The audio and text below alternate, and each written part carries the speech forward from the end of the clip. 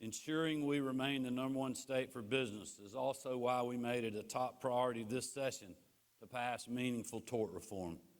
For too long, Georgians suffered from an imbalance in the civil legal environment. But I'm proud that this year we secured final passage of legislation that addresses this issue and ensures we will remain competitive when it comes to attracting and growing businesses. I want to thank all of those that are here, especially our legislative leaders, as well as our private sector partners for supporting that effort. It was no easy fight.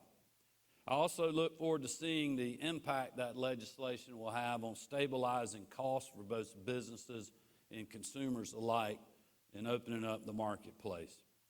I'm also looking forward to seeing the impact of the two bills that I will sign today, putting money back where it belongs, in the pockets of you all, hardworking Georgians. In just the past 2 years alone, the General Assembly and I have committed to saving or returning over $7.6 billion through multiple income tax refunds, property tax exemptions, and suspension of the state gas tax. And I'm proud that we're adding to that number today. First, I'll sign HB 111, one of my administration's priorities this session. It was carried in the House by my floor leader, Sue Hong, and by Senator Bo Hatchett, another floor leader in the Senate. This bill yet again accelerates the largest state income tax cut in Georgia history. I signed HB 1437 2 years ago, which set us on a path to cutting our income tax rate from 5.75% to just 4.99%. Last year, we accelerated that cut by 10 basis points, bringing us immediately to a flat tax rate of just 5.39% for both individuals and corporations. Today, we're doubling down on that progress, cutting another 20 basis points. That will bring us down to a rate of 5.19% and save Georgians another $880 million next year.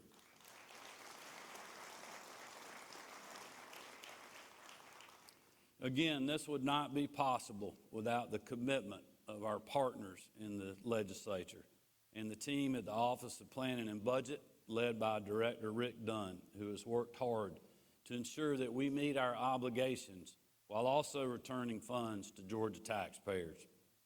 The next bill I'll sign will be House Bill 112, sponsored by my floor leader, Lauren McDonald, and carried by Senator Drew Eccles. I was proud to, both floor leaders, by the way, I was proud to stand with Lieutenant Governor Burt Jones and Speaker Burns this past fall, as well as many others in the General Assembly, constitutional officers, and other supporters, to announce this measure returning taxpayers' hard-earned money. After today, Georgians who filed jointly will receive $500. Single filers will receive $250, and heads of households will receive $375. This is the third special one-time refund like this that we have enacted. And our reason for taking this step is very simple. We know that this is your money, not the government's, and we know that you know best how to spend it.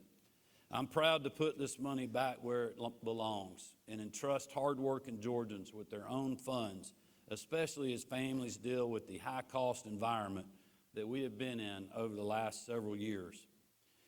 I also want to thank the General Assembly for its passage of House Resolution 42, sponsored by my floor leaders in the House and carried by Senator Eccles again in the state Senate, which obviously doesn't require my signature being a resolution, but this measure ratified the suspension of the state motor fuel tax during the immediate aftermath of Hurricane Helene.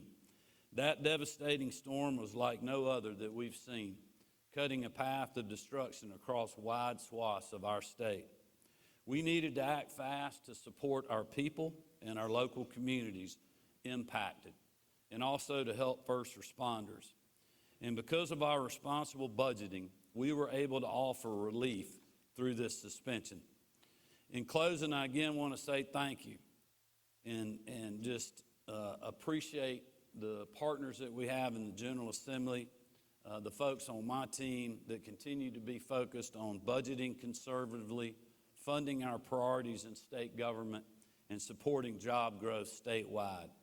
In Georgia, we don't throw money at problems or use one-time funds to create long-term commitments that will drain taxpayer dollars.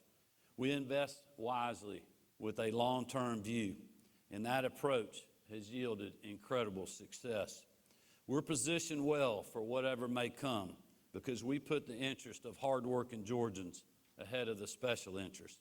So with that, I'd like to ask the members of the General Assembly to come up, as well as our constitutional officers, and we'll sign these bills. Thank you all for having us today. Thank you.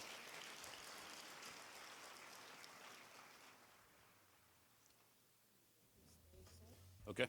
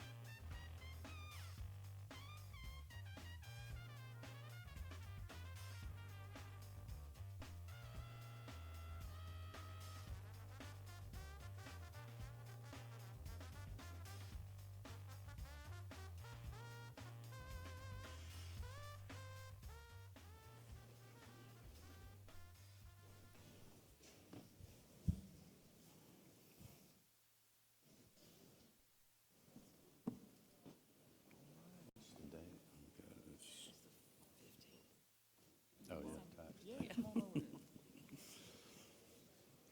Right.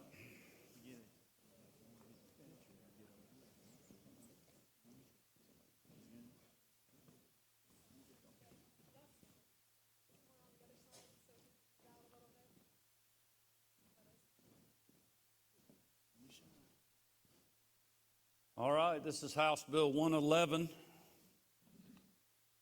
tax cut bill on tax day. Here we go.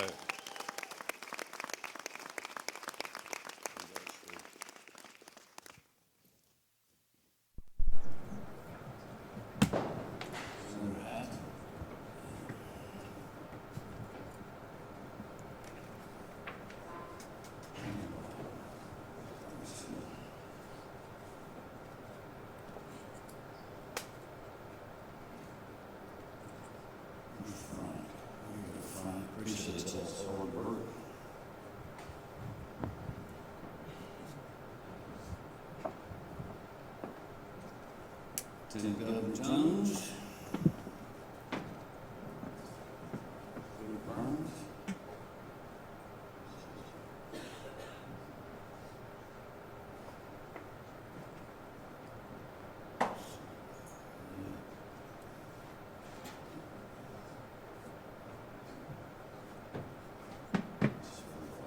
Put Lauren in charge, hand the pins out now.